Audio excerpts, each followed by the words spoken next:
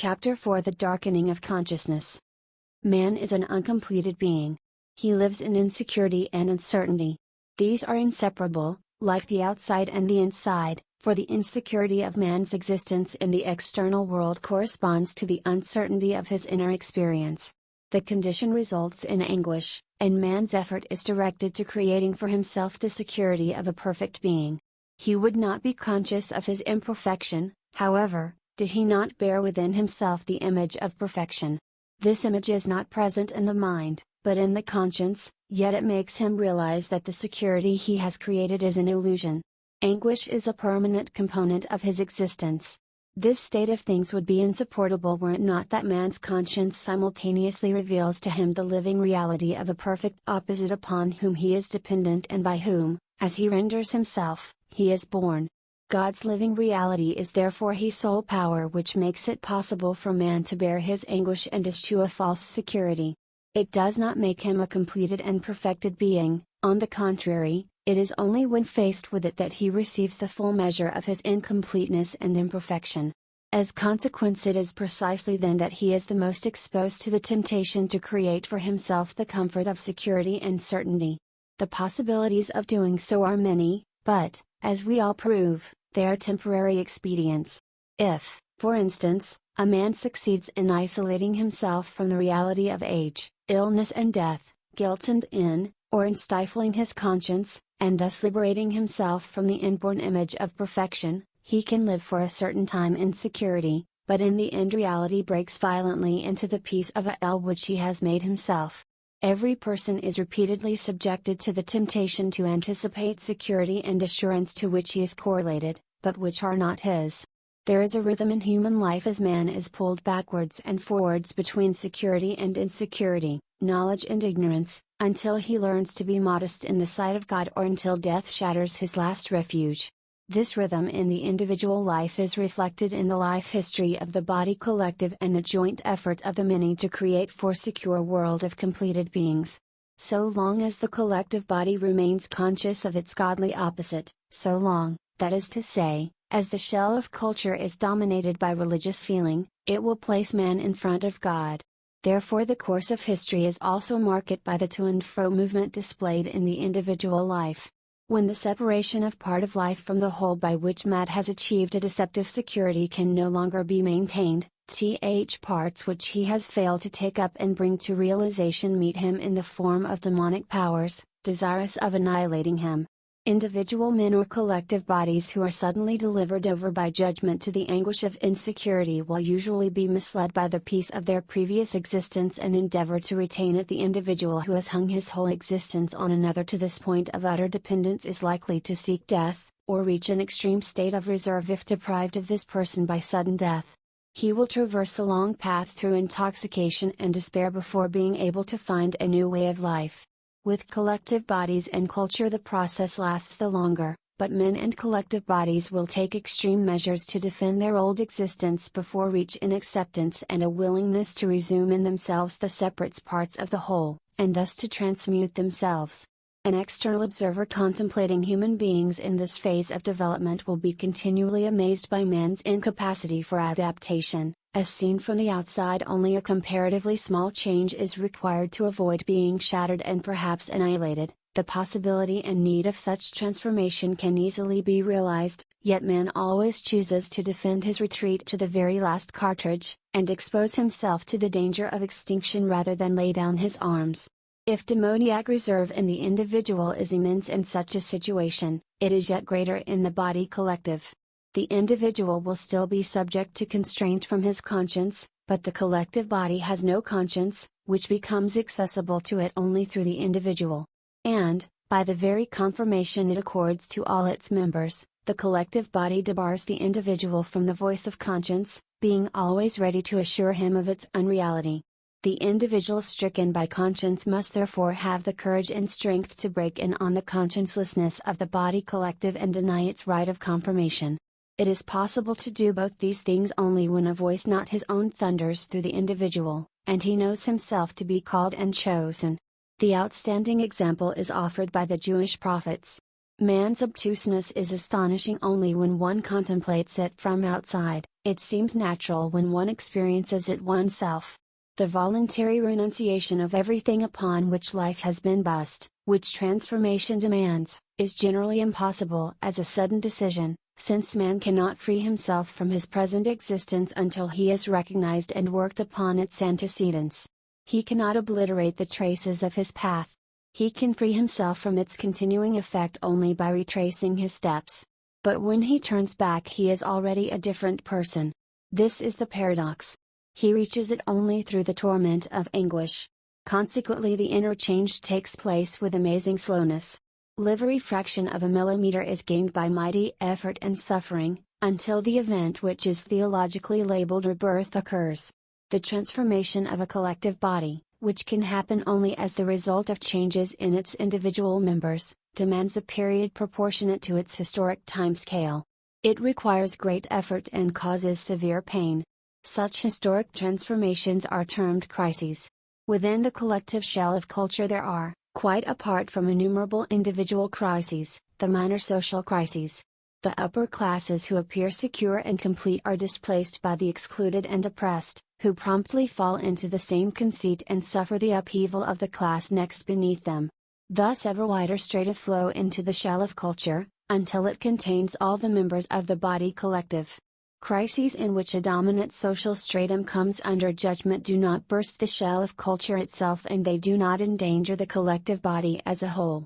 The great historical crises, when collective bodies are themselves shattered, occur when elementary forces from natural creation, or the suppressed elements in human nature break in. It is only in such crises that man is placed by history under the necessity of transforming his whole shape of life. They demand not a transformation of the social forms but of man himself, and are only to be apprehended from this depth. The great historical crises are not very numerous, as indeed the great cultures themselves have not been very numerous. Beginning with man's falling away from God, they lead, it may be through the complete annihilation of culture, to a point where the whole reappears and man once more encounters the godly opposite. Their course is uncertain only because it is conditioned by the readiness of the individual to accept transmutation, and the degree of immurement he can attain in his efforts to avoid it. The fact that the beginning and end of these crises can be understood should not mislead us into thinking that they are easy to overcome, for they usually shatter a whole culture. The danger was observed by so cool an observer of history as Machiavelli and 300 years later by the Spaniard, Donoso Cortés. Where fear of God is deficient, wrote the former, empire must decay, or else must be maintained upright by of a prince who supplies the defects of religious awe. The world is hastening with big strides towards the erection of a despotism, more potent and destructive than any mankind has ever experienced, wrote the latter. One means, and one only, can avert the catastrophe. It will not be avoided by the grant of more liberties, more rights or new constitutions. But it can be avoided if all of us, each according to his power, is engrossed in provoking a healthy religious reaction. Is such a reaction possible? Yes, it is. But is it likely? And here I answer in deepest distress, I do not regard it as likely. I have indeed seen and known a number of personalities who have returned after having fallen away from the faith, but unfortunately I have never yet seen a whole people which had lost its faith return to it. The sinister thing about the crisis is that it is not to be recognized by outside manifestations, though millions may be killed and innumerable towns laid waste. For when it constitutes the judgment on a state of culture and is aimed at man's transformation, it will destroy the culture so long as men are incapable of transmutation. They are left to discover its meaning. If the living reality of God does not constitute a compulsive truth for the public life of a particular culture, one can be sure that it has attained a degree of security, and therefore of separation from the whole, which sets it directly before crisis and judgment. If it passes into crisis without any religious elements emerging and growing clear, then certainly what is in question is a great historical convulsion. This, however, can only be established from without, either by a stranger not directly affected, or by someone surveying the crisis retrospectively as history. The contemporary undergoing crisis either seeks to maintain himself in his own security, and is thus shut off from living reality of God, or else grasps the meaning of crisis after his own mutation and conversion, that is to say, from his conscience, having thus left the field of consciousness. The great historical crises can only be apprehended and interpreted by conscience. The truth escapes from the categories of consciousness and assumes a prophetic character. If this perception is lacking or wants effective power, the crisis brings man to that extreme point where, suicide apart, he is left with no other choice than surrender. This extreme point is that of despair. The path into despair leads over the collapse of culture and the darkening of consciousness, which condition each other. If a man has the props of his consciousness in the external world of culture shattered by the advent of the crisis, his inner certainty begins to decline proportionately. If the destruction of his circumstantial world assumes chaotic forms, then the darkening of his consciousness can lead to a point from which he may lose his consciousness and fall back into the preconscious conditions of magic. In this, we are faced with the eruption of elementary excluded and suppressed forces. They re-establish the whole, but in the process, man becomes their football and is slung back to the beginning of his course of development. He becomes the tool of crisis, lacking all will of his own. The crisis is then nearing its peak point. In the world of magic, the excluded and suppressed forces reunite with the whole of man's being. He is not possessed of them, however, but becomes obsessed by them, in a world populated by spirits and demons.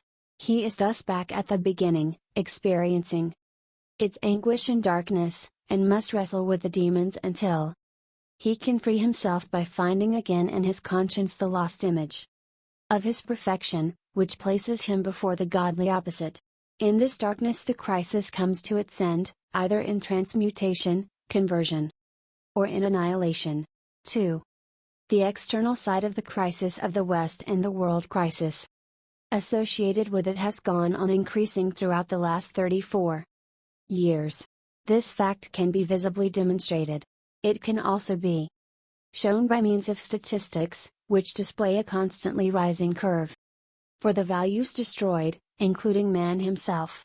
From this it may be inferred that man has not yet succeeded in establishing the causes of the crisis and removing them. After the shattering quarter century which has passed over humanity in the West like an earthquake, and convulsed all mankind, any provisional statement would prove unsatisfactory, since it would show only the lost side of the account and leave the gains unrecorded. For man finds himself in a world which has not perceptibly changed between the beginning of the crisis and the destruction and darkening. The world political situation is squally, internal polities are distorted, the economic position is grave, and the social situation worse than ever. Among the intellectuals emptiness prevails, and the world of religion stands now, as ever, far away on the outskirts of this world. Man is no longer looking out from the shiny panes of a pleasant room onto the world, but through the windows of a barrack or between the rusty iron gratings of a cellar. But this external difference is all that separates him from the man at the beginning of the crisis. As at the beginning, he sees the dark clouds on the horizon and is determined to maintain and defend himself by all means. With the same consciousness of perfection he moves through the ruins under which his pride of possessions lies buried, as once he did along gaily lit boulevards. In a word, the crisis has not yet reached its end. Few people are unaware of the fact. It is precisely man's capacity for persistence which makes the darkening of his consciousness significant. Certainly it is the fact that whole classes and whole peoples grow weary and collapse, but others are always ready to step into the vacant places and defend them with fresh strength. New demons break out from the unconscious depths of being and ally themselves with the demons.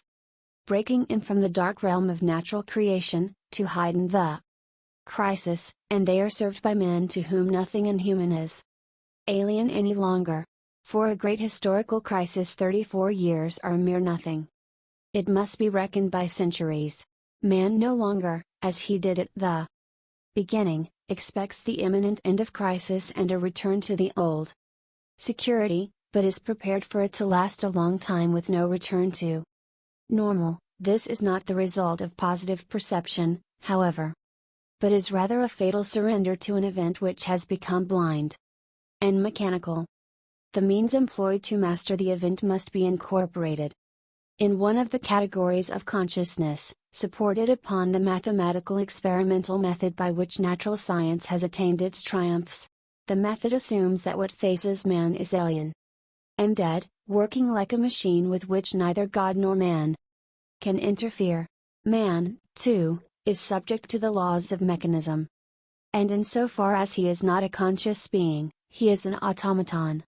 But in consciousness he gains an insight into the laws, and, being superior to mechanism, is removed from compulsion and necessity. Consciousness is thus the sole area of his freedom. Consciousness it assumes, is inborn, and to that extent all men are equal. Since every man is possessed of consciousness, and is therefore in a position to test and judge the perceptions of other men, every man is equally possessed of truth. Truth itself is once more established by the mathematical method, since it arises from the majority decision of all the persons asked. That consciousness is capable of perceiving everything is regarded as beyond all question. Man lives in a world which constantly affirms the fact. Things still beyond the grasp of consciousness engage the attention of countless experts, and that they will be finally mastered is not to be doubted.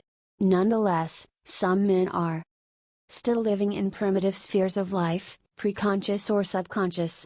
Such men admittedly possess consciousness, but they have not yet discovered it, or have not yet found the courage to rely on themselves.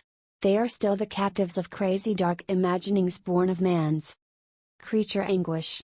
But in our day, when humanity has been illumined far and wide, such types are rare. The representative type is the man who relies on the strength of his own consciousness. In order fully to appreciate the peculiarity of the type, it is necessary to compare modern man with men in earlier ages. How did earlier man react to a crisis like today's when it broke over him? His situation was easier inasmuch as he had an a priori understanding of the cause of events, and could immediately take appropriate action as he understood it.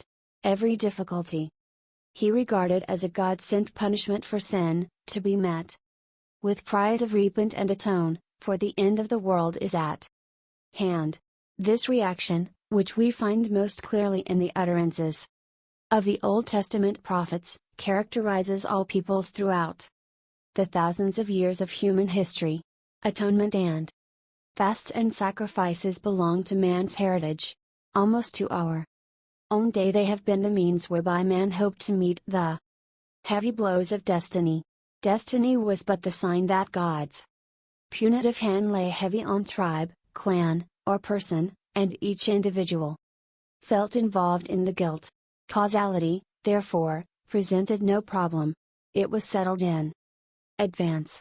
Whatever occurred was sent from God as punishment for human delinquencies. The means to exert an influence on destiny were therefore to hand. Early man did not accept destiny passively, but turned his attention directly to himself or his fellows.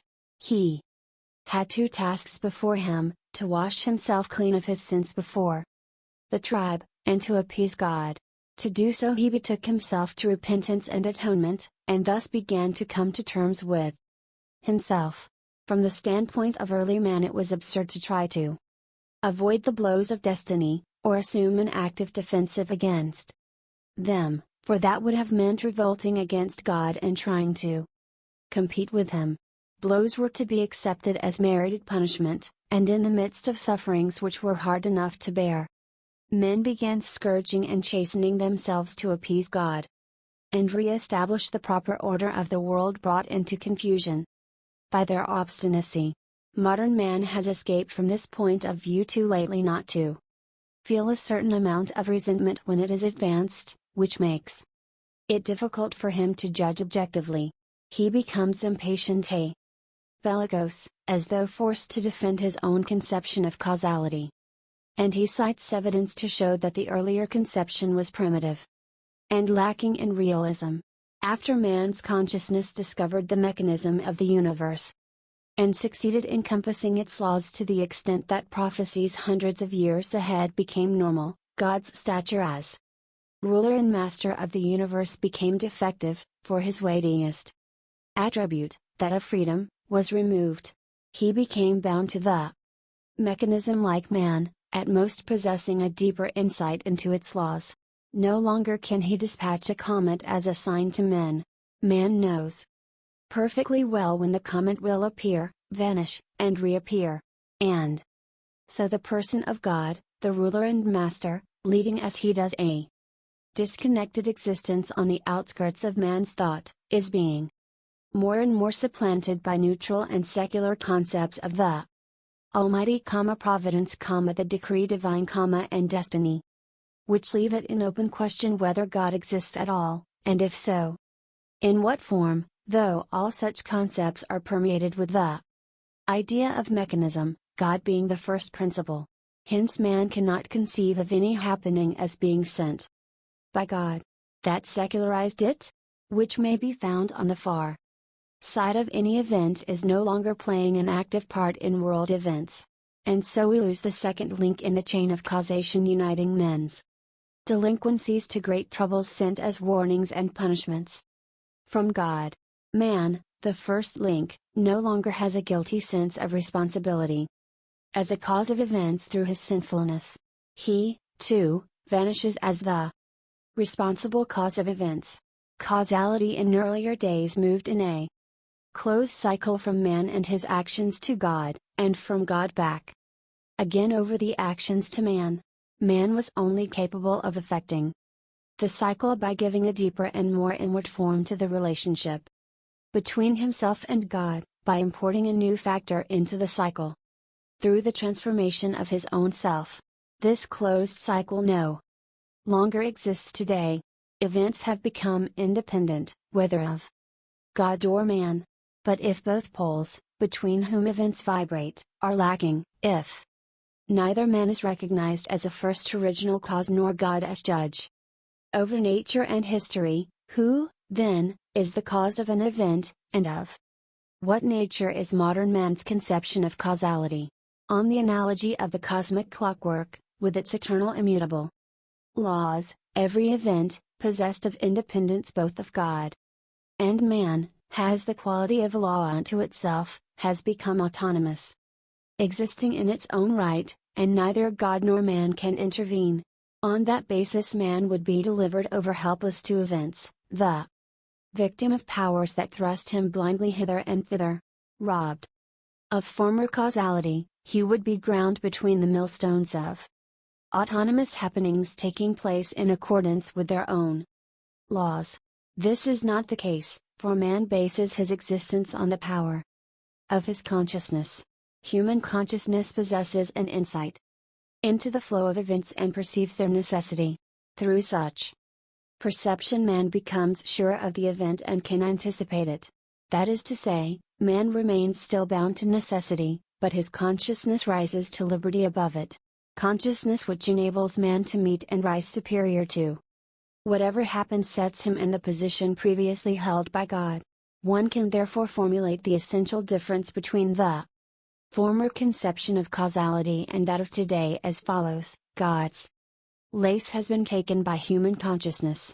The polarity between non-sinfulness and God's anger has been abolished, and replaced by a new polarity between human consciousness and the autonomous quality of events. We are dealing here with a conception of causality fundamentally different from that which earlier prevailed. Perception of an occurrence has become the central and important problem for modern man, whereas his predecessor possessed in his belief in God is a prior insight into the correlation of cause and effect. The hardest blows of destiny could not shatter him in this respect. Rather, did they reinforce his sense of causality as displaying God's power and anger in the sight of every man. It was precisely in the grievousness of events that the truth of God's existence was made manifest. Modern man, on the other hand, is experiencing through an historic crisis a grievous shattering of his former conception of causality. The crisis does not attest the truth of what he had regarded as his perception, but in very fact attests its untruth.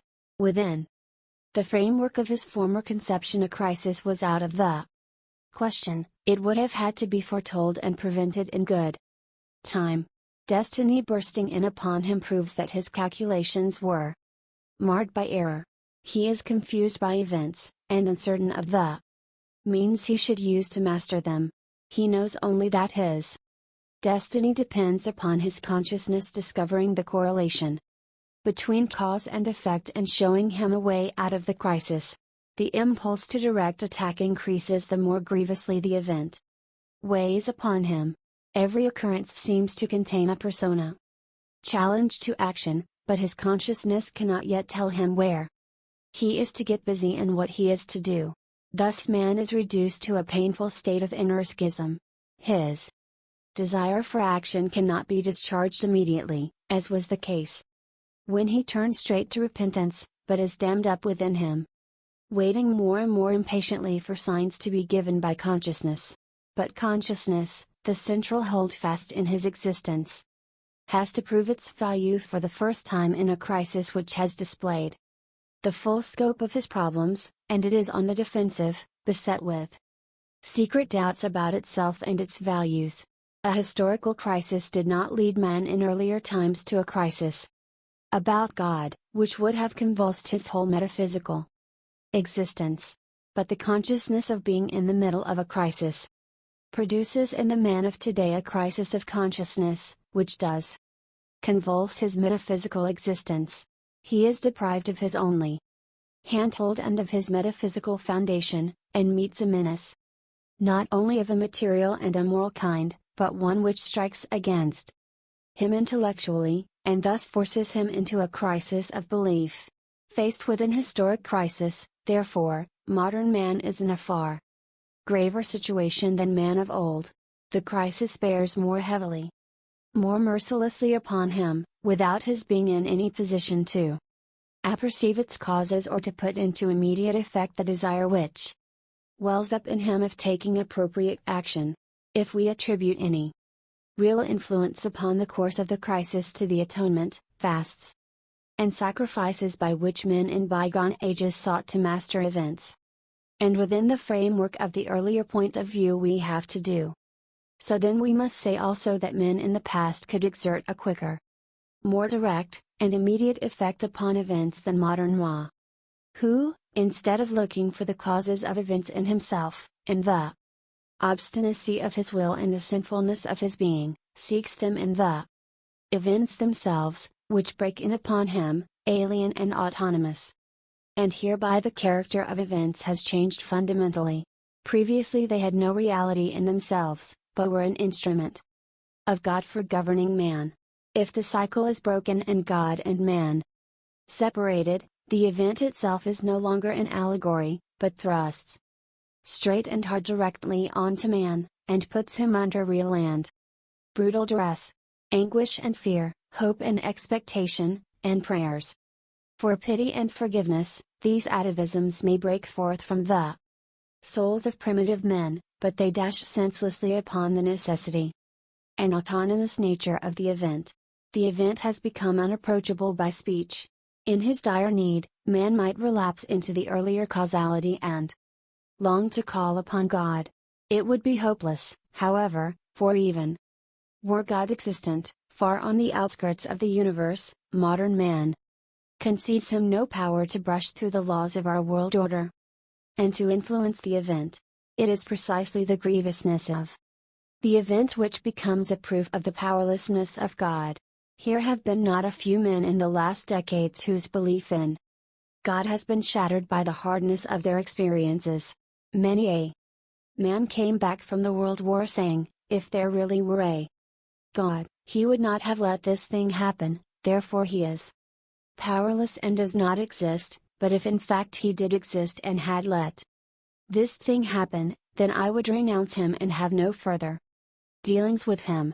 What lies at the basis of this conception tells us a good deal about modern man. In his security and certainty he insured against eventualities, and built himself an image of a dear kind God. The dear kind God is pictured as very old, very impotent, but very good-hearted, rather like some old granddad in an easy chair. Such a God must fall victim to a world crisis, and the image of the dear kind God soon collapsed. The God who judges and enrages is beyond the reach of modern man.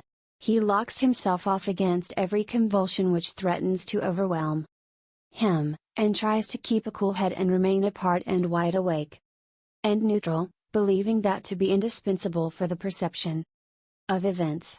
He meets the assault of destiny by heightening his consciousness. Conscience and consciousness, these characterize the difference between early man and man today. 3. A superficial picture of the crisis and its effect upon humanity might differ very little from that of earlier crises. Times of great historic change are always marked by swirling up of the vast reserves of human energy. Thus was it when Christian Paul stirred up the people and spread like wildfire through the Roman Empire. So was it in the second great change of the West, when, towards the end of the Middle Ages, wandering preachers passed through Europe and thousands hung on their words. The voices of Richard Antoine, Vincent Ferrer, Olivier Maillard, Savonarola the preacher of repentance, and many lesser-known Franciscans and Dominicans thundered through the countries of the West. Business would stop in the town to which Vincent Ferrer came.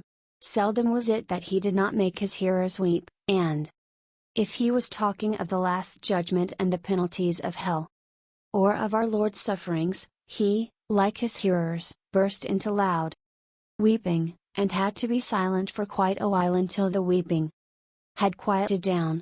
Repentant sinners used to cast themselves down upon the earth before anyone who was present and confess their great sins with tears.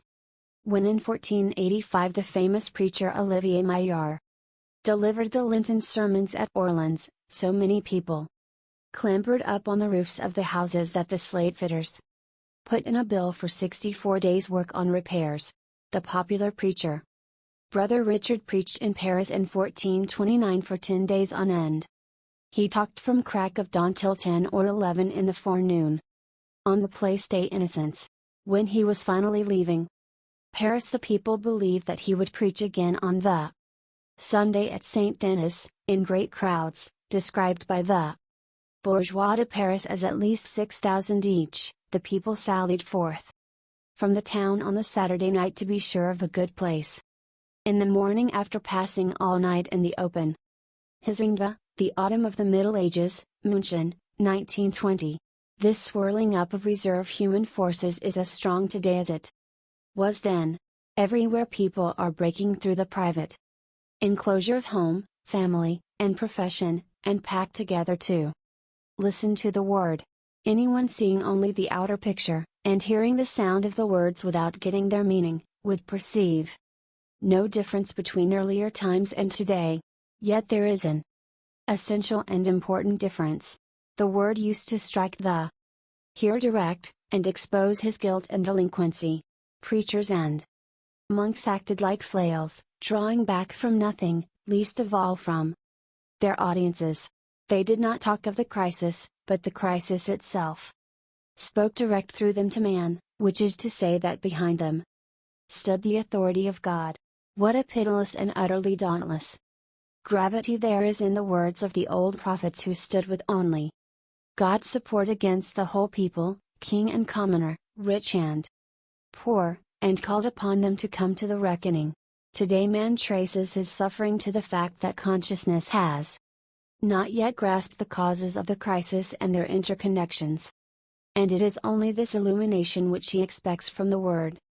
The Word itself consequently lacks the authority which, intent upon God showed man his corruption. Lacking authority, it cannot dare to speak against man, but is directed to obtaining agreement and applause, which support and raise it up. It is no longer God's word, but originates in human consciousness, conveying what it believes it has perceived to its hearer's consciousness. If it meets with approval, the word has reached its end. Having become dependent upon man, it must plead for man's acceptance to gain power. It no longer comes from above and bears the mark of quality, but comes from below and endeavors to gain acceptance and validity by sheer quantity. What seemed beyond question to earlier man, namely, that his nature caused him to sin, has become incomprehensible to modern man. He cannot be persuaded that he is guilty and that the cause of evil happenings may be in him. What distinguishes our times is the rational abstractness of the word, limited as it is to consciousness and its parade of knowledgeableness. The most difficult of scientific lectures and books enjoy a wide public, which follows the complicated expositions with the same breathless excitement as the masses of the Middle Ages did the sermons of the monks. The pulpit has yielded to the professional chair. A scientific theory at once drags in its trail innumerable books and articles, in which the facts will be made clear to all men. The prestige of science was enormous at the beginning of the crisis. The professorial word evoked an almost religious eagerness to listen, and it was in those areas where man felt the thrust to his existence most painfully, in the realm of material life, of economics, finance, and social science, that the authority of the word which flew all around the world was paramount. The word was not, however, limited to scientific knowledge. Hut consciousness and the possibility of perception were accorded to every single man without exception. An intensive and total superconsciousness developed a seismographic hypersensitivity to the tiniest events, comparable with none of the historic epochs known to us. An event anywhere on the globe takes on an aspect of total simultaneity, total world interest, and total interpretation.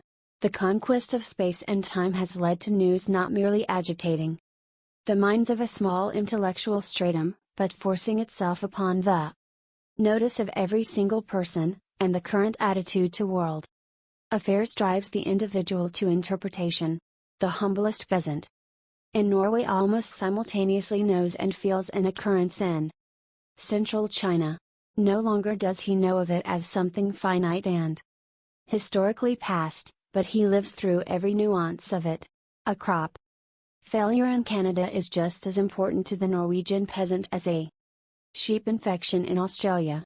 And when he discusses such matters, it is no longer from man's inborn joy and palaver, but from an earnest struggle for perceptive knowledge, upon which he has to base his whole existence. From that soil grows the abundance of interpretations and critiques, which burst out of the physical space of our libraries and the intellectual capacity of our brains, and are so characteristic of the last decades of Western development. By such means consciousness strives to secure its own position and master the crisis.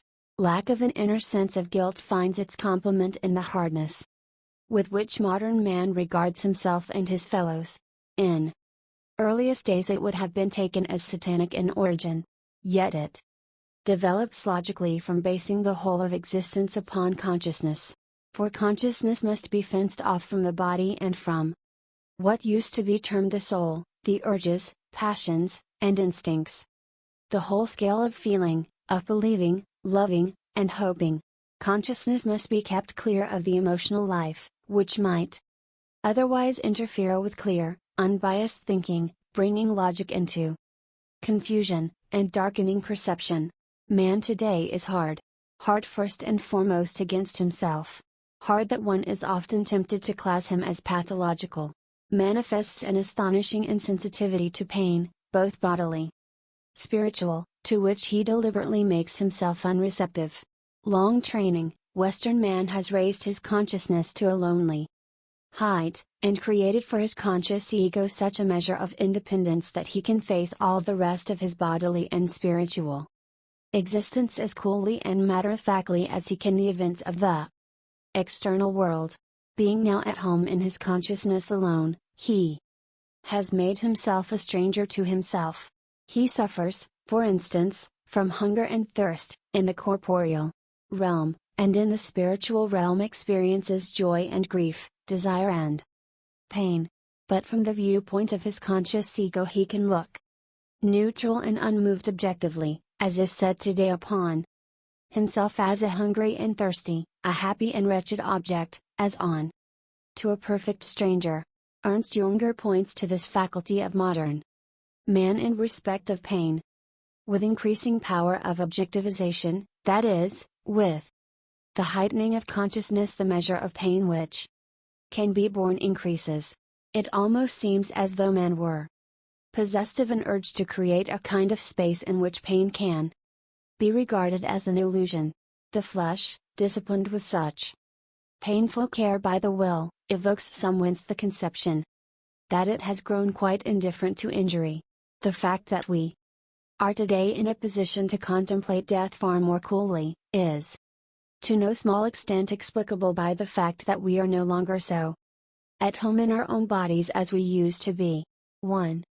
Ernst Jünger, Über den Schmerz, concerning pain. What does his body mean to the man of today? No doubt it is a piece of living matter, worthy of wonder. It would be false to say that it meets with less consideration than of old. On the contrary, it enjoys more consideration than when it was regarded as the seat of the sensual animal instincts, the prison of the soul, the vehicle of all desires and passions which cut man off from his heavenly home, and which therefore had to be subordinated by asceticism ranging from the fast down to the self-castration of origin.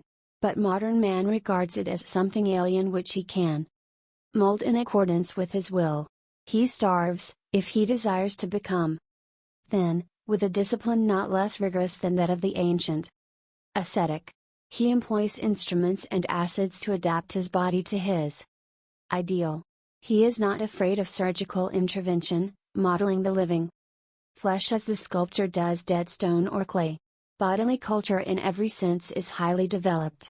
Sport is one of modern man's great passions, and he likes to argue the necessity of rescuing the body from the degenerative effects of civilization. This would be an admirable tendency were it not that sport today has already become the very expression of that civilization.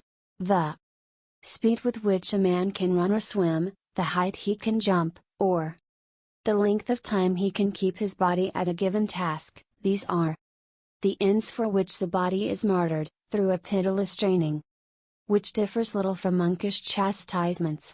Training for sport seems to have replaced the religious exercises of an earlier age. It is practiced with the same zeal and morbidness, but the target has been a little moved.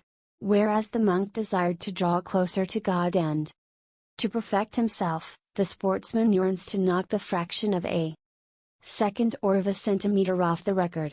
The body has become an object of the will, has been made subject to consciousness. If the ideal of a strong and healthy physique is exalted today, it does not mean a body at rest in itself and in nature, such as characterized the early stages of a culture. The body today is strained by the will to breaking point, with every muscle and sinew exploited to the limit of its output capacity. A bundle of nerves, linked together and steeled for action by the will, it is driven with the same calculating coolness as a motor or an airplane. A striking example is the long-distance runner, watch in hand, meticulously observing the working of his body. He is as cool and unmoved inside his body as in a car, following as if on an instrument board the work of the muscles, the tempo of lungs and heart, and the fuel reserve. In accordance with these, he regulates his course with careful exactitude until he reaches the tape at the end, after which he collapses and is carried off. The marathon runner also collapsed and died, but his sacrifice had meaning. The films provide another example of straining to overcome. Body of consciousness. Of late years there has been a vast increase of torture scenes. The hero is subjected to gruesome bodily pain to break his will. If he loses consciousness, he is carefully reinvigorated to feel his torments again. Something is demanded of his consciousness, a word, a bit of information, a renunciation, or the like, which he refuses to give. He has to remain firm and refuse. What is demanded of him? These are the scenes which the pub follows with breathless interest.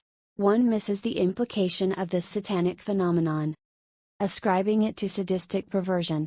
If the man who but now breathlessly following the torture of his fellow man emerges into the street and sees an animal being cruelly treated, he is at once roused to indignation. Cruelty to animals moves him deeply and passionately, whereas he finds satisfaction in watching the torture of human beings. The animal has no consciousness, the man has. The animal has no conscious will. In man the conscious will can be raised so far above the body that he can bear pain to the very limit where he loses consciousness. Man in the cinema desires to have his point of view confirmed. He desires to be assured that consciousness is superior to all bodily contingencies. He would modify Luther's defense and defiance song, as follows: Take away from us our bodies and estates, our honor, our wives and our children, yet must our consciousness be left with us. These torture films are symptomatic, subject to grievous events. Man seeks to prove that, despite all hardship and pain, his consciousness is not to be broken. That is what is hidden behind the phenomenon, which for the rest often overreaches the limits of the endurable. The raising of consciousness above pain extends to other mental states and to matters of the heart. Today it is regarded as blameworthy to give expression to one's state of mind.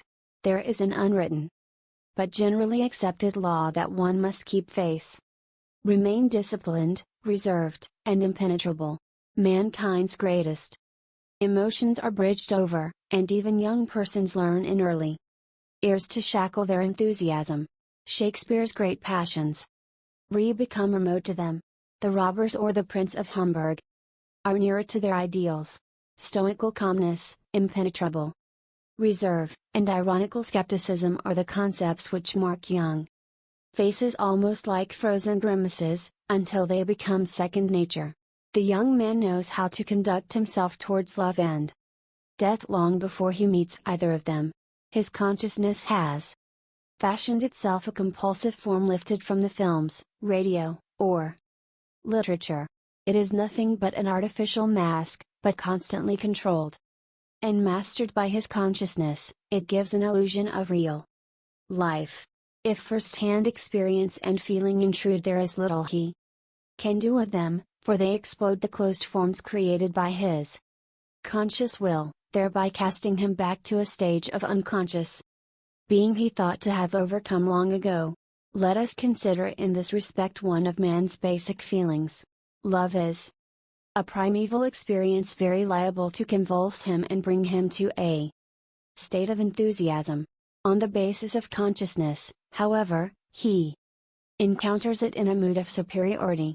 Long before he really meets the opposite sex, he has armed with the skepticism, irony, and cynical calmness which are to prevent him losing his head and his heart.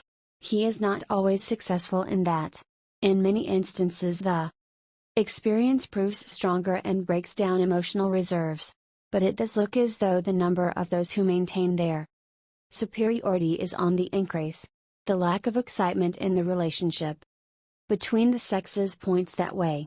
Comradeship on the one hand, and a certain sober factuality in matters erotic on the other hand, have scaled down the intercourse between the sexes to a physiological act, and not taking it too seriously and not seeking any uplift from it are often contrasted favorably with former states of enthusiasm, and commended as signs of greater health and naturalness.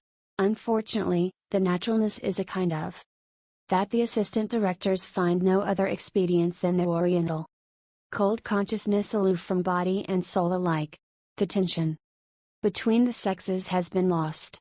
Even in shape men and women are growing more like each other, and find a common ideal in the nice, boyish figure.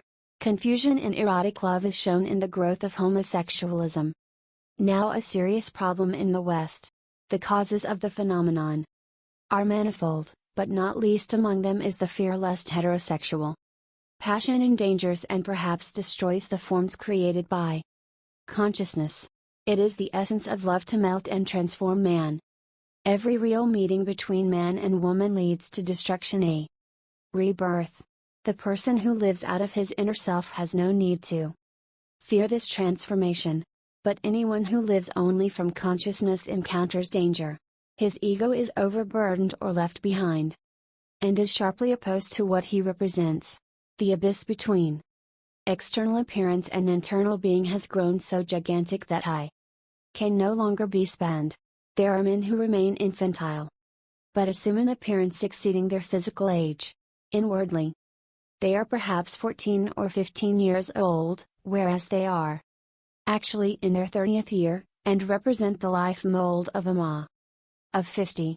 In such cases a real meeting with the opposite sex would mean catastrophe, and for that reason will be anxiously avoided. The man turns either to fantasies or takes refuge in homosexuality, in which the conflict between the sexes has no place. Consciousness thus does not only become the lord of the body, it also becomes lord of the emotions. And in a situation which, in the past, would necessarily have shattered man spiritually, we get an almost total change of position in the relationship between soul and consciousness. In moments of emotional intensity, grave or gay. Earlier man asked, "How can I contain myself?" He seems to us quite beside himself, and we are amazed that he was not ashamed of his own tears. The man of today, on the other hand, asks, "How can I show my sympathy?" Earlier man searched his consciousness. The man of today searches his feelings. In bright moments of love or joy, or the dark encounters of the hospital or morgue, the latter no longer reacts immediately from within, but mediately, through conscious reflection.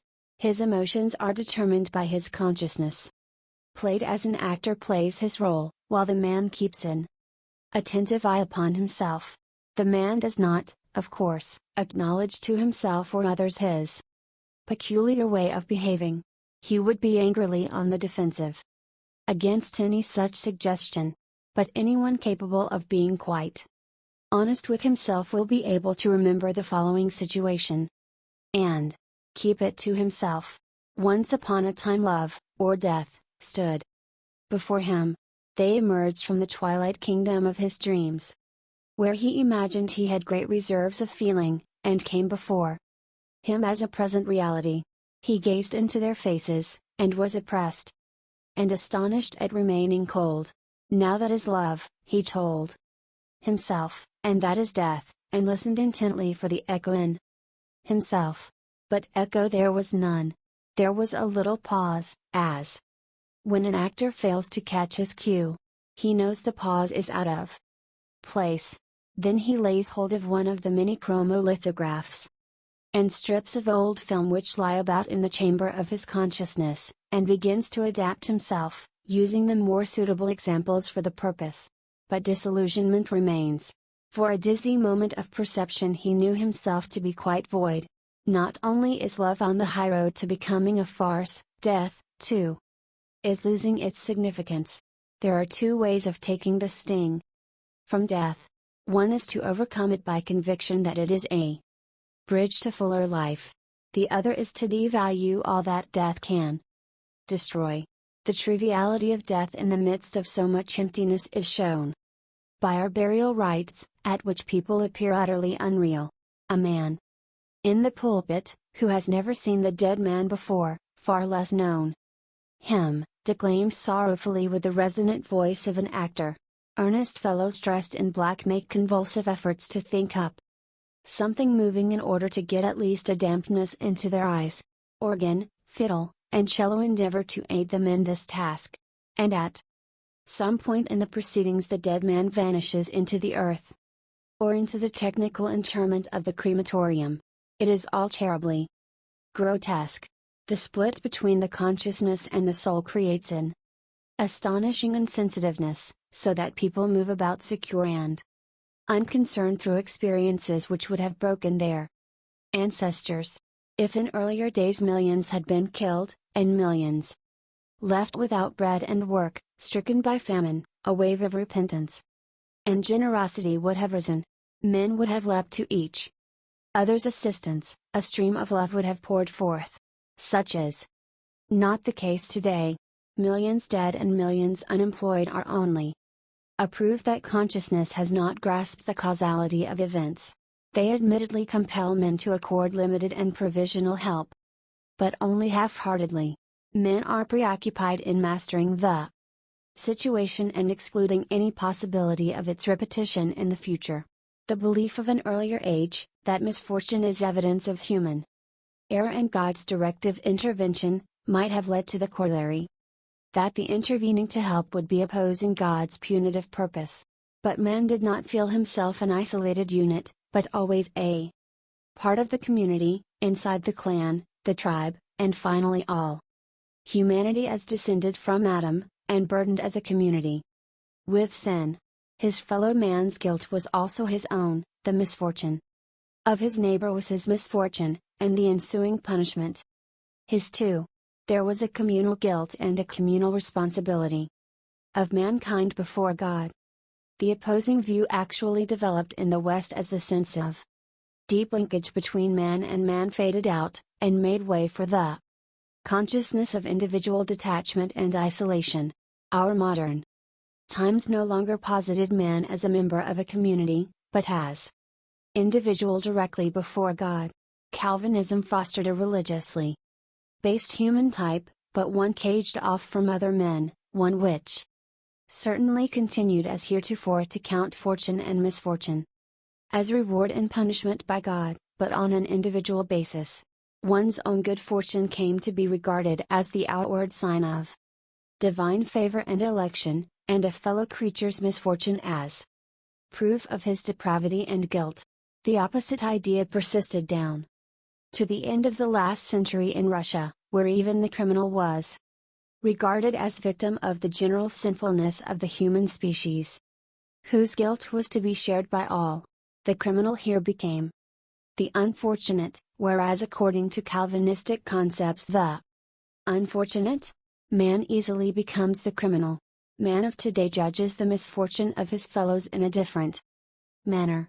Maladroitness and misfortunes are attributed to the inadequacy of a man's consciousness. The unhappy man thus falls into the role of the blockhead, lacking in perception. The man himself is guilty of his misfortune, but is being punished not by God, but by his own stupidity. Hence he can be helped only by a superior consciousness coming to his aid, analyzing his situation, and giving him a new confirmation of his own consciousness, thus reinforcing his self-consciousness. Love lifts the other man above himself. Consciousness sets him below himself. Love prays for the other man. Consciousness thinks for him, weeping over one's fellow man is bound up with love, while mockery and laughter over his stupidity are bound up with consciousness. The unfortunate and the criminal, once close together in the view of the Russian people as examples of a general human sinfulness and guilt, are brought together again in the view of modern man as examples of human stupidity. The fact that the criminal is caught is regarded as the ultimate proof of his stupidity, a sign that his consciousness is too weakly developed and that primitive urges and passions sometimes gain the upper hand. Society's protective machinery works with a precision that is impeccable, as the detective novel, where the stronger intelligence serving the right triumphs over the more stupid powers of the underworld, amply proves. The uncaught criminal presents an interesting problem, however. He arouses a certain amount of admiration today, since he is another evidence of the power of human consciousness. The big gangster is a great chap, who by his intelligence escapes retribution for his crimes. He cannot be caught. And indeed the moment he is caught he forfeits sympathy. Then it is that the indignation of humanity breaks upon him. He can only retain a measure of esteem by remaining cold and cynical and unmoved as he proceeds to his execution, since this proves that human consciousness can rise superior to death. The judgment that a condemned criminal is dense finds its counterpart in the historical development which has taken place in the devil's status. In human imagination, originally regarded as Satan and Antichrist and the Prince of Hell, he attained towards the end of the Middle Ages such an importance as to be thought superior to God. Belief in the devil grew stronger than belief in God. But the more the belief in the might of human consciousness increased with the passage of time, the more did the devil lose in importance. He became the silly, the deluded and the poor devil, sticking in legends, sagas and folklore to a comic figure who gets thrashed and is mocked and laughed at by human beings until finally he quite loses his personality. Herein one may see the historic equation between the concepts evil and dense. Cf. Gustav Roscoff, History of the Devil, Leipzig, 1869. To borrow a phrase from the boxing ring, modern man is tough in giving, tough in taking, enclosed in consciousness, isolated from the soul as from the body. He is not easily shattered and does not readily lose his head. He has cast overboard the mighty ballast which earlier man used to carry round with him. Man was once a deep, unfathomable secret, burdened with a body, laden with a soul. A battleground of urges and instincts, passions and yearnings, pains and burdens, a dark and enigmatic totality, weighing heavily. All that is now over. Man has become a number or a cipher. 10 million dead, that is something for consciousness to grasp and to assess. 10 million actual dead people, though, who would break over him like an avalanche. This cold-blooded creature, tough and dry as leather, initiates events which have the force of cosmic catastrophes. Without being shaken by anguish or pain dimming his view, he seems able to stand up to the power of creation. To these outstanding qualities, inability to seek for guilt in himself, and an astonishing degree of harshness against himself and his fellow men, a third must be added, which equally differentiates him from earlier man. He has an externally directed urge for activity, a steadily alert readiness for action, never shrinking from any task. Earlier man, who regarded external events as symbolic, and looked for the sign of God in them, appears to us to have been as passive as a lamb, accepting things just as they came. If we meet his prototype today, maybe in a time of drought, trailing across the fields in some religious procession, singing and praying, we are completely mystified. His passivity works almost excitingly upon us, for here, it seems to us, is human energy going to waste that could be employed in irrigating the dried up acres. But earlier man was not passive.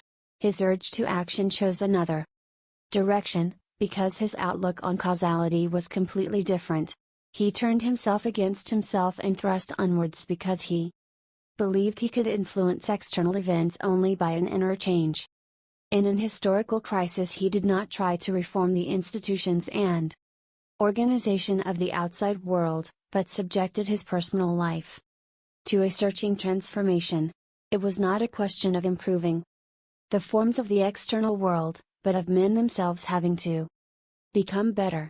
Man today, on the other hand, is no longer a helpless object of events meant to guide or chastise him, and he cannot accept them patiently and devoutly, turning inwards to probe himself. He has, according to his belief, become a subject of the event, able through consciousness to gain an insight into its laws, and thus set himself above them. Man has thus got himself into the role of a God who observes that some wheel of his creation has become worn, and sets himself to repair it.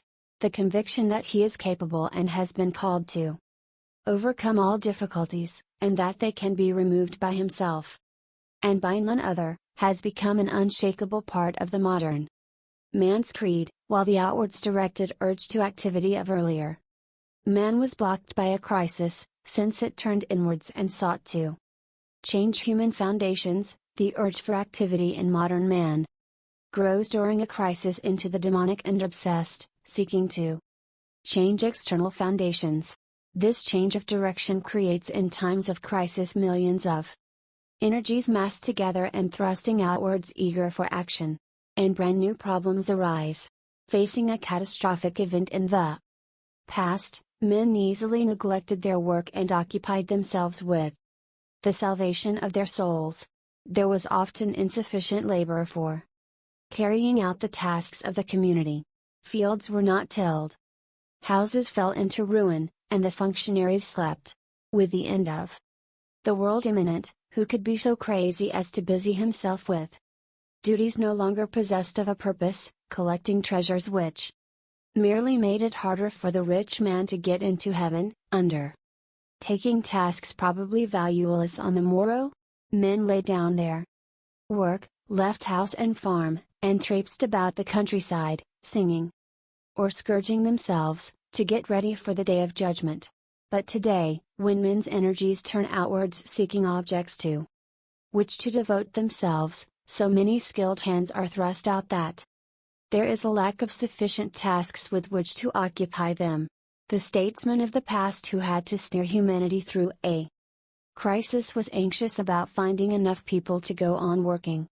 Although judgment seemed at hand, the statesman who has to steer humanity through a crisis today is faced with the opposite anxiety: how to create sufficient tasks for the people demanding employment, and harness the human energies left over.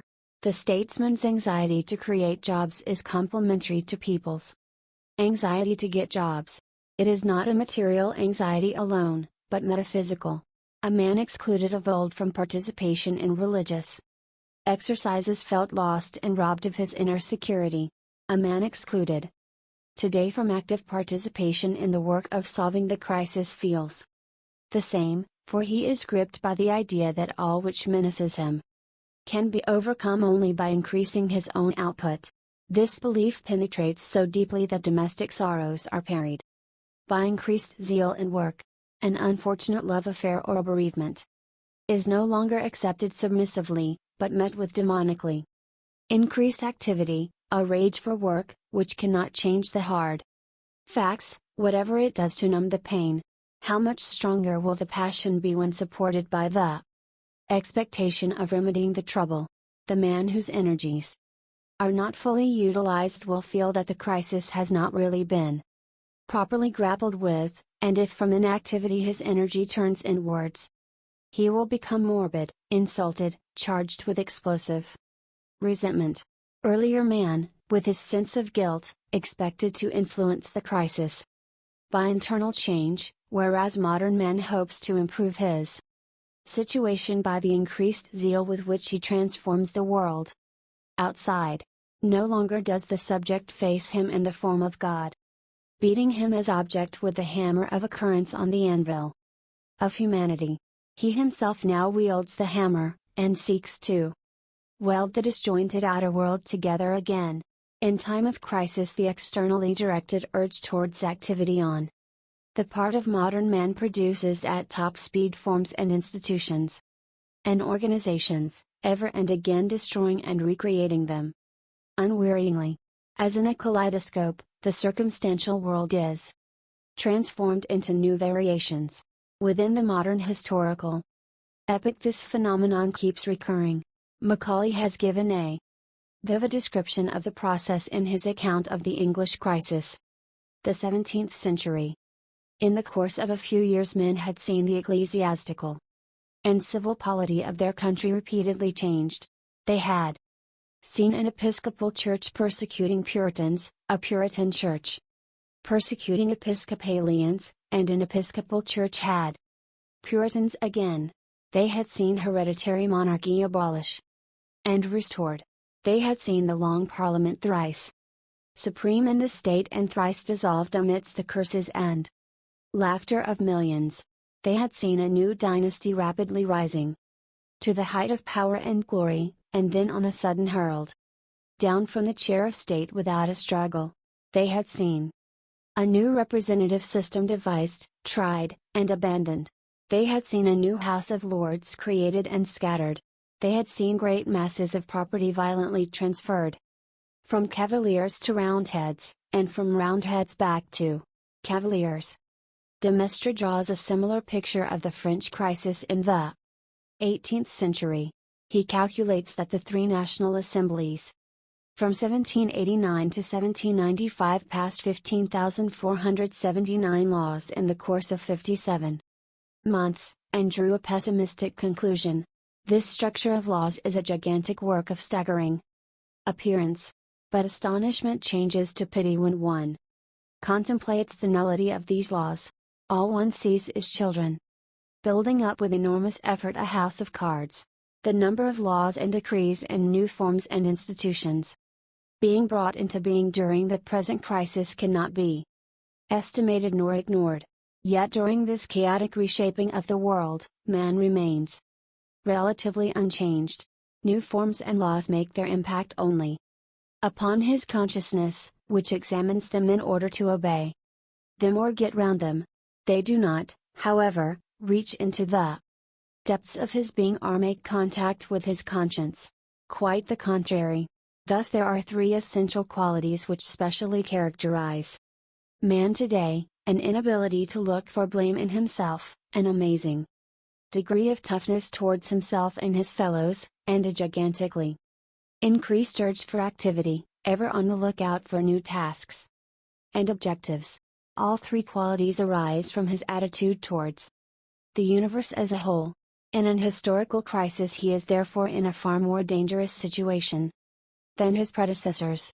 It bears down more gravely upon him, and constitutes a direct threat to his assurance vis-a-vis the outside world, and he stands far more alone, lacking the sense of security given by the care and love of his fellow man. In the past a crisis shut man up in his conscience, today it imprisons him in his consciousness. In a tough world, amid men who meet him with impersonal interest, not love, constrained by an event which he regards as stern reality thrusting straight at him, man today stands lonely, secluded, and lost, correlated only with his consciousness, like a diminutive point, a grain of dust amid the vortex of the atoms, but a thinking point, a conscious mote of dust. His prospects of overcoming the crisis are anything but favorable, since the possibility of any inner transformation is so remote. Without doubt he will go to the uttermost limit of the bearable, and will change the outer world in every possible way, before calling himself to reckoning and tracing out the extent of his own guilt. Such a man must bring a major crisis to the highest peak, and render it historically unique. 4. Consciousness, the only means whereby man can come to terms with the crisis, is thereby subjected to a process of transformation. There is a dimming or darkening of the consciousness as the shell of his culture is destroyed. The discomforting part of this process is that it goes on unnoticed. In order to observe himself, man would have to stand outside the certainty of consciousness, and it is from this possibility that he has so carefully excluded himself. A state of uncertainty would bring him before his conscience, and thus place him before God. It has been said that, externally and internally, culture and consciousness are indissolubly bound up with and mutually condition each other. The broad masses have reached an inner certainty, not through ratiocination, but through the security of the artificial outer world of culture, after the advent of scientific technology. The visible and tangible reality of modern culture, which is its paramount advantage, is, at the same time, its great weakness, however. It is like an idol, whose visible and tangible presence confers a far greater certainty than the invisible and intangible opposite of God, but whose weakness is that it can be destroyed, and that it fails man just at the moment when he most needs it. The peculiarity of modern man is not that he attributes a special value to human consciousness and perception, The men of earlier ages did as much. Man's consciousness is, indeed, an advantage, distinguishing him above other forms of life. The peculiarity of modern man is that he has based his whole existence solely on consciousness, and therefore relies on himself alone, seeking to be himself the way, the truth, and the life. In peaceful and indifferent epochs, the man who has based his life upon consciousness perceives little of the demands to which he lays himself open. Science gives him certain ideas and theories in a simplified form which he takes over, appropriating to himself as much as he needs, chiefly for his professional requirements. Beyond that, he has some vague ideas of the way things hang together, and some extremely limited and bitty knowledge, which he denominates general education. While this mental outfit would not stand any real test, it will seldom be subjected to a trial. And the man is not really living from the clarity of his consciousness, the abundance of his knowledge, the precision of his thought, and the value of his perceptions, but from the conviction that these are a constituent part of him and truly his own. But in times of convulsion, when the theories of science show themselves powerless, the demands of consciousness begin to press immediately and directly upon each individual. If the age is no longer supplying those perceptions which I need as assurance for my consciousness, then I must fabricate them myself. No matter at what cost, I must have a firm theory as to the why and the whence of events, or I go headlong into an abyss. The crisis thus leads to a total mental mobilization. What is attained in this mass levy of brain? It is not difficult, in an epoch of collapse, to discover faults and weaknesses in the world surrounding us. Each man can without difficulty offer a critique, making demands upon other people and classes or nations which he feels simply must be fulfilled. This performance naturally claims objectivity as a production of human consciousness. In his quiet study, the individual thinks like an autocrat before whom the event is spread out. He has a clear and effortless view of it, draws logical conclusions from his perception, and, like a modern Solon, writes them out for others as inferences and laws. Is he justified in doing this? But of course, every man is possessed of consciousness. In this manner the way to remove the crisis is found. All that remains is to appeal to the consciousness of other folk to acknowledge the truth and to act accordingly. But very soon the man meets with Pilate's question, what is truth? If he is capable of turning it against himself, he may be thrown into a chaos of doubt. He then suddenly perceives that in his whole attitude to the world there is no measure for truth. The validity of a perception is shown in success. It must be converted into action before its value can be proved. As each man is equally possessed of consciousness, and is disposed to advance demands upon others, a Babel-like confusion of tongues and a conflict of opinions arise. Hence the plentitude of projects, interpretations, and critiques so characteristic of the latest phase of Western development. They are not a sign that consciousness is mastering the event through perception, but intellectual froth emerging from a threatened consciousness. It is instructive to notice that most men are directing their thoughts not to the area they know and practice and can assess in theory, but to one with which they are less familiar. The parson handles economic problems, the civil servant thinks out new methods of nutrition, and the financial official racks his brains over the basis of religion. Each of them works in a realm that is alien and mysterious to him, and there discovers the causes of the critical event. The scantiness of experience is important.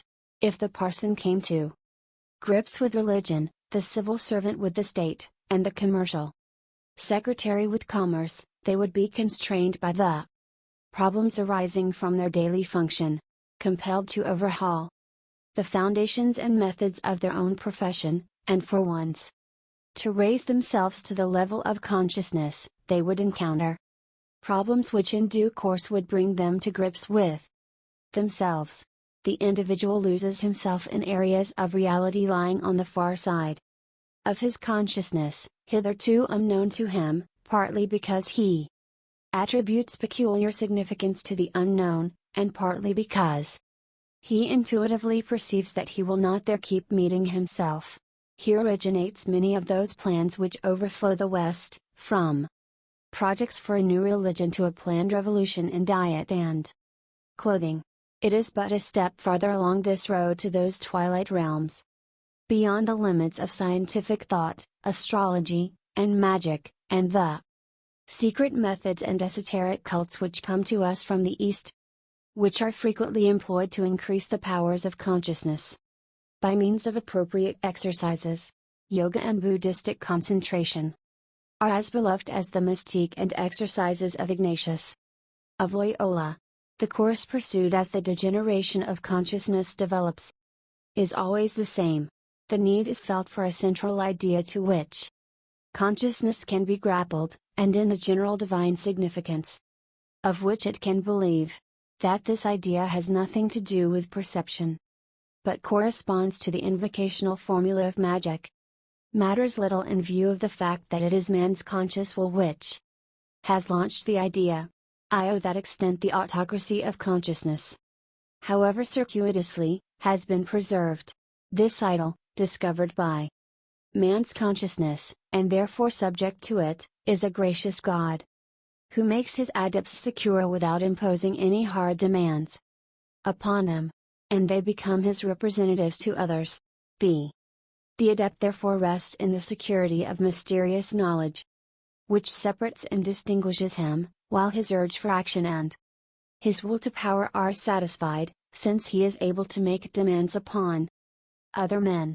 Thence arises what might be described as religious intellectuality, conditioned by the fact that man's consciousness today has to make the metaphysical basis of his existence secure. The question, knowest thou why this or that has occurred, and how it should be handled? Today possesses the significance of the earlier question, believest thou in God? In both cases the answer must be yea if the questionee is not to be shattered and cast into insecurity, but modern man has to bring a proof of his affirmation. He must be capable, that is to say, of expounding a sure theory of the causality of events. Hence numerous people have contrived to escape from the hard problems of reality, from the poverty of their consciousnesses and their anguish in face of confusion, into a world of intellectual fantasies. Basically they are searching for God, but, unable to give up their belief in human consciousness, they must find a God who can embrace human consciousness without being superior to it. Man wants a private domestic idol to be of service to him. He searches therefore in regions not yet subdued by science, where the possibilities of personal interpretation are still open, and he runs less danger of meeting a specialist whose superior knowledge might contest with him the role of favorite apostle. For some it is the Upanishads or a Chinese philosopher of the second order, say Yuang Tzu, Meng Tzi, since Lao Tzu and Kung Fu Tzu are too well known by now. For others it is some little known father of the church, Macarius the Egyptian, or Didymus the blind, since Augustinus or the great Alexandrians and Cappadocians, being better known, are more dangerous. Yet others turn to astrology and magic, believe in yoga or in Mazdasnan, discover Paracelsus or Jacob Boehme, or swear by uncooked victuals. Interesting in this connection is the revival astrology has lately had in the West. Belief in the stars becomes in times of great historical crisis a safety exit from the increasingly senseless and hopeless chaos of events. It bends man's will to an immutably predestined necessity, but it also relieves him from responsibility. And, through an insight into the ordering of events, makes it possible for him to direct his steps with increased confidence. As the great crisis burst over the Roman Empire, the Chaldean Babylonian view of life sought to catch men's faith and bring them under the rigid compulsion of the planets. Later it was subdued by Christianity. embodying the ideas of the Greek logos, which ascribed reason, thought, free will, and consciousness to man, and conditioned by the Jewish God, who, as creator of heaven and earth, harnessed all to his will. Christianity lifted men above the realm of nature demons into a world of history, whose goal had been revealed and was sure. The kingdom of nature was subjected to the kingdom of God, and the stars lost their power. Astrology was not entirely shut out. Even the church, in its way of reckoning time, took over a good many of its assumptions. But astrology was pushed out to the edge of the Christian world, and had a very limited influence there. In the crisis of the declining Middle Ages, its importance increased. It had been brought into the West from the Arabs by way of Spain, and as medieval man from the 13th century onwards was exposed to ever greater convulsions, and his belief in a personal God as the first cause began to totter, he sought refuge in astrology. As the kingdom of grace grew dubious, by so much the stronger became the kingdom of nature and the all-controlling might of the planets. Resort to astrology was encouraged by fear of the devil, which grew stronger as faith in the power of God became weaker. In the 15th and 16th centuries, belief in the devil was stronger than belief in God. Men were terrified of Satan, and astrology brought them relief. If, they argued, the lawful course of the constellations was the determining center of the world, originally set in motion by God, though now running in accordance with its own laws, then the devil, too, was subject to this power. He lost the jack-in-the-box swiftness, the sudden arbitrariness which made it possible for him to attack at any moment. He, too, was ruled by the mechanism of the universe. Until well into the 17th century, astrology in some sense acted as a substitute for religion. The man of decaying antiquity was lifted above astral divination by Christianity. The man of the collapsing Middle Ages freed himself from astrology by mathematics. There arose, from Nicholas of Cusa's through Leonardo da Vinci up to Kepler and Galileo, the conception of a great heavenly clock, wound up and set in motion by God himself, but beginning to run down in conformity with orderly laws. In the logic of numbers, he divested himself of mystical feeling, robbing astrology of its mysterious force, and setting the power of human consciousness against that of universal necessity. The stars moved in accordance with fixed eternal laws, but the planets had lost their demonic influence on the life of man, and through consciousness, which was able to recognize these laws, man gained a measure of freedom which lifted him into the position of the medieval God. Now, as in the crises of the ancient world and the Middle Ages, man is in danger of sinking into a chaos of senselessness. And once again, as then, he is offered the mysterious wisdom of the Chaldeans and the Babylonians as a refuge. The stars are regaining a demonic glitter. We are only at the beginning of this development, which is growing rapidly in the West, and will increase if events become more difficult to interpret. The power that rescues us from necessity and gives strength to the freedom which is an essential perquisite of man will be decisive for us.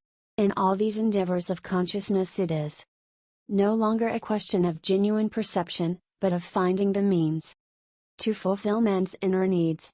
Subjective interpretations are devised to lighten the crisis of consciousness for the individual.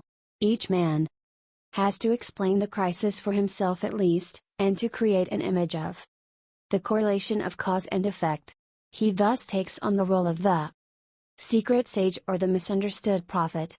In fanatical passions by day, or the chaste openness of talk subdued by night, modern man becomes an unrecognized and insulted reformer, who has his own idea of the event.